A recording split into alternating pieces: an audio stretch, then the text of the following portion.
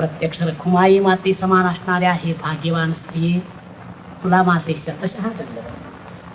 Bye bye bye bye काय करूया येड्याला लोक तोंडात शान घालतात की या गाव भावनीवर असं गडबडा लोळत असतात. काय ग सटवे काय म्हणून आलीस तू माझ्या घरला? काय ही वेश्या आहे? वा मग फार चांगली गोष्ट. काय रे चांगली गोष्ट आहे. सूत भूत लाच सारे वाटून शान भांगवानी प्यालायचा काय? काय ग चांगली शोभा करून शान तुला बाहेर काढली पाहिजे होय. पुन्हा माझ्या घरामध्ये पाय तर ठेवून बघ. चलो असं दुसऱ्याच्या अंगाशी झटू नये. तुझा रस्ता चुकला बरं बाई.